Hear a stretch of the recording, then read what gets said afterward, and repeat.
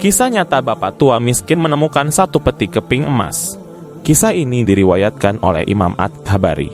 Saat itu beliau masih muda, belum punya penghasilan. Beliau menyaksikan dan hadir dalam jalannya cerita tersebut dari awal. Bahkan dalam satu kasus ikut terlibat langsung berdialog dengan sejumlah tokoh di cerita ini. Tulisan ini dinukil dari salah satu ceramah tokoh agama sebagai motivasi kepada ibu-ibu jamaah pengajian di tengah himpitan ekonomi akibat wabah COVID-19. Sebab ada ibu pengajian yang meminta motivasi agar keimanan tetap teguh dan pantang menyerah di tengah cobaan. Pada zaman dulu di Makkah ada sebuah rumah sangat sederhana.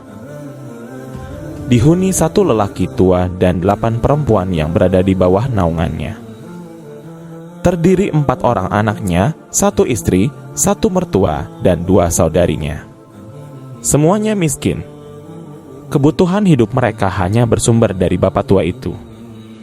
Bapak tua yang usianya hampir 70 tahun itu berlalu lalang di sekitar Masjidil Haram saat awal Ramadan. Dia mencoba mencari sesuap nasi. Dia tidak temukan. Lalu ia pulang. Kejadian tersebut membuat At-Tabari tertarik, lalu mengikuti langkah lelaki sepuh sampai ke rumahnya. Setibanya di rumah, Pak tua tersebut ditanya istrinya, apakah ada makanan buat kita hari ini? Mereka tadi ketika sahur tidak ada makanan, mau berbuka puasa juga tak ada makanan. Suaminya menjawab, saya sudah coba tadi keliling mencari makanan buat kita buka puasa, tapi tidak ada. Lalu ia melanjutkan, coba saya keluar lagi. Bapak tua itu keluar, berjalan jauh dari rumahnya. Sambil memikirkan apa yang harus dilakukan dan harus bekerja di mana. Sambil bermunajat pada Allah, ya Allah, berikanlah rezeki. Hingga pada akhirnya ada sebuah pohon di pinggiran kota, lantas ia berteduh di bawahnya sambil duduk. Tak lama kemudian tangan dia menyentuh tanah yang berada di bawahnya. Ia merasa sedang menyentuh barang yang keras. Waktu dilihat ternyata ada kotak yang tak dia perhatikan saat hendak duduk. Peti tersebut biasa dipakai untuk menyimpan emas. Lalu dibukalah kotak tersebut. Ternyata ada banyak sekali emas. Dalam peti tersebut terdapat 1000 keping emas. Pak tua itu bergumam dalam hati, ini harta yang luar biasa. Di siang hari tidak ada orang di bawah pohon. Lokasinya juga jauh dari pemukiman penduduk. Lalu ia mengambilnya dan dibungkus rapi dengan kain. Sambil berjalan pulang ia sempat terpikir di benaknya akibat godaan dari setan. Orang miskin, kalaupun engkau tidak mengambil semua, ambillah minimal 1 batang emas atau 1 koin dinar emas yang kau bisa infakkan untuk buka puasa keluargamu. Mendengar bisikan itu hati kecilnya melawan. Tidak bisa. Ini bukan hak saya. Kalaupun ini lukathah, yaitu barang temuan, maka harus diumumkan selama 1 tahun. Kalau 1 tahun tidak ada bukti siapa pemilik sahnya baru bisa dimiliki. Begitu ungkap Pak tua itu dari dalam hati. Sebenarnya lelaki tua itu berencana tidak ingin memberitahukan pada istrinya. Setiba di rumah istrinya menyambut sambil melihat ada bawaan di tangan suami. Lalu berkata, apakah kau sudah bawa bekal buat kami? Lelaki itu menjawab, tidak ada. Istrinya menyanggah sambil bertanya, tapi apa itu di bawah bungkusan kainmu? Suami menjawab, ini bukan urusan kamu. Sang istri mengeluarkan jurus pamungkas merengek, saya minta atas nama Allah, jelaskan apa itu. Disebabkan si istri membawa nama Allah, akhirnya suami tidak berkutik. Ia menceritakan kejadian sebenarnya yang telah dialami saat di luar rumah. Istrinya yang perempuan miskin mendengar ada emas langsung bersemangat. Perempuan kaya saja mendengar emas matanya langsung berbinar, apalagi yang susah. Sungguh perhiasan dunia kadang menutup hati. Tanpa basa-basi sang istri mengatakan, kalau begitu kita bisa gunakan, karena kita orang miskin. Dan itu adalah harta yang kau temukan. Suami langsung tegas menjawab, tidak demi Allah, kalaupun ini bisa kita gunakan, Baru setelah 1 tahun kita umumkan, karena ini barang temuan tidak boleh sembarangan. Siapa tahu ada pemiliknya. Seakan tak terima, istrinya menyanggah lagi, kalau begitu minimal ambil 1 keping dinar, kita pakai buka puasa. Halal buat kita, karena kita miskin sekali tidak bisa apa-apa. 8 orang harus kau naungi sekarang. Lelaki sepuh itu mantap hatinya. Tidak, demi Allah, kalau seandainya kau sentuh kotak ini, lalu ada yang kau ambil, demi Allah kau saya ceraikan. Mengetahui ketegasan suaminya, perempuan itu kaget dengan kata-kata belahan hatinya. Dia melihat keseriusan suaminya sehingga tak berani. Akhirnya disimpanlah rapat-rapat peti emas itu. Akibatnya saat berbuka puasa mereka makan seadanya berupa air putih dan roti kering yang keras. Esok harinya, selepas sholat subuh di Masjidil Haram kota Makkah, Pak tua tersebut keluar kemudian berada di sekitarnya. Ternyata ada orang Khurasan yang datang lalu naik di atas batu. Pria Khurasan itu berteriak, "Wahai muslimin, wahai orang-orang yang sedang umroh, wahai hamba-hamba Allah, saya kehilangan sebuah kotak isinya 1000 dinar emas. Siapa yang menemukan tolong kembalikan pada saya. Dan semoga Allah balas kebaikannya dengan pahala dan pengampunan dosa, peninggian derajat." Pria tua itu mendengar. Kemudian menghampiri lelaki Khurasan sambil berkata, "Wahai orang Khurasan, kalau ada orang yang temukan berapa kau kasih dia?" Mengetahui pertanyaan itu ia menjawab, "Berapa kira-kira dia minta?" Bapak tua miskin itu menjawab, "Minimal kau kasih dia setengahnya." Lelaki Khurasan menolak, "Tidak bisa." Pria tua itu pantang menyerah sambil menawar, "Kalau begitu kasihlah berapa yang kau mau, mungkin 1/10-nya atau 10%. Orang Khurasan menjawab di luar dugaan, "Tidak bisa, dia kembalikan karena Allah dan saya doakan supaya dapat pahala di sisi Allah." Tak begitu lama bapak tua pulang ke rumah. Lantas memberitahukan pada istri, "Wahai istriku, aku sudah temukan pemilik emas ini." Dengan semangat istrinya berucap alhamdulillah. Kalau begitu bagaimana perkembangannya? Suami menjawab, "Tapi saya minta pada dia supaya dia bayar sesuatu." Saat negosiasi dia tanya mau berapa. Saya katakan mau setengahnya. Dia menolak. Sepertiganya dia menolak. Seperempatnya dia menolak. Sampai terakhir saya tekankan 1/10-nya saja. Dia juga tidak mau. Dia hanya mau mendoakan saja. Saya kan tak terima istrinya berujar, "Coba kau kembali ke dia, siapa tahu dia masih mau negosiasi." Sependapat dengan istrinya, lelaki tua berkata, "Baiklah." Dia kembali ke tempat pria Khurasan dan bertemu lagi.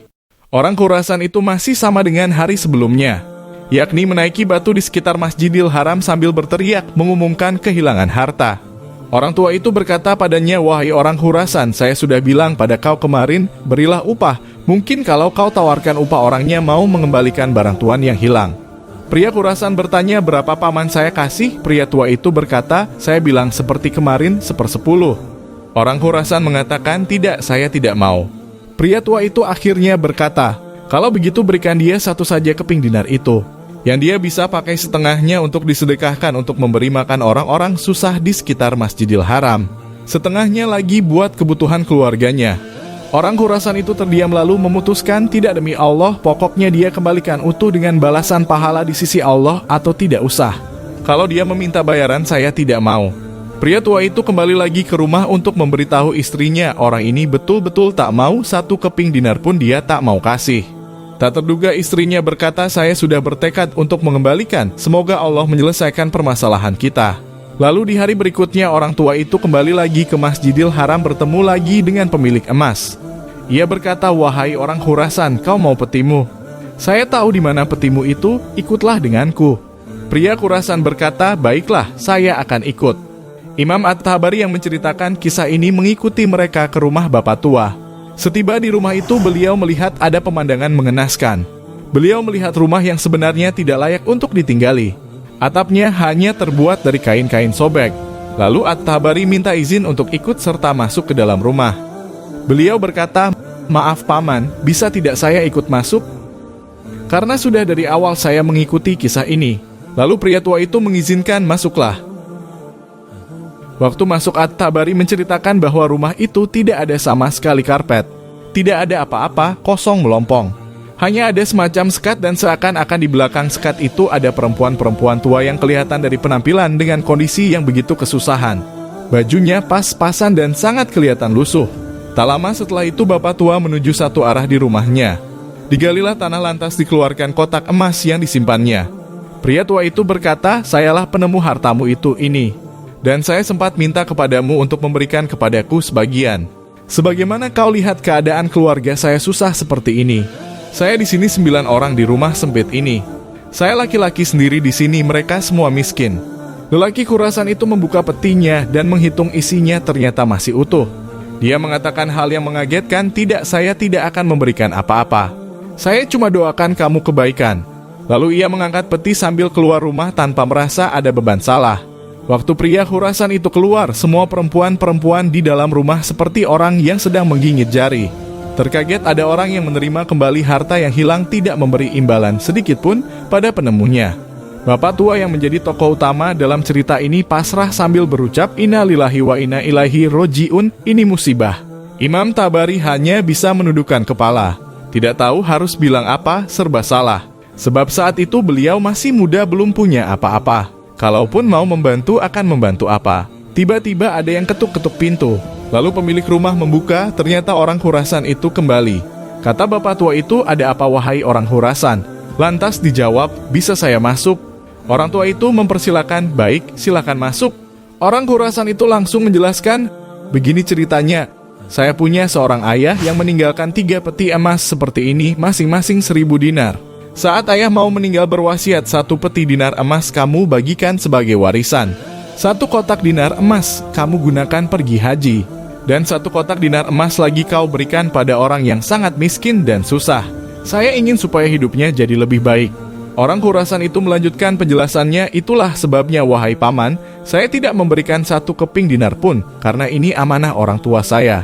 Saya sebenarnya mau menguji dan melihat Anda betul-betul susah atau tidak. Tapi demi Allah, setelah saya keluar dari sini, saya sudah melihat tempat Anda dan saya keluar, Anda pun tidak marah dan tidak apa-apa. Maka Anda pun saya nilai orang yang paling layak untuk menerima. Maka ambillah ini semua, sedekah atas nama ayahku." Kemudian orang Khurasan itu menaruh kotak emasnya, langsung begitu saja dia lari pergi.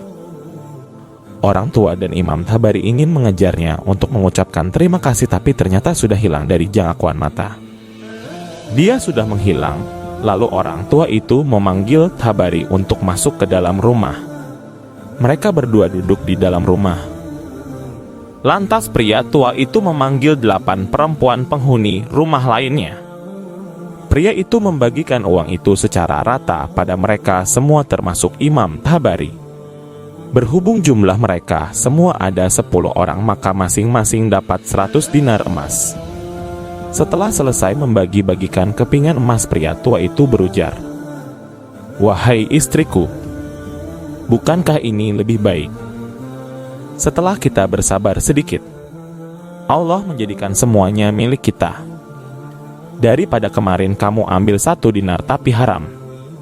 Bapak tua itu menghampiri Imam Tabari sambil bertutur, "Demi Allah, baju ini yang saya pakai. Hanya baju ini yang utuh di rumah kami.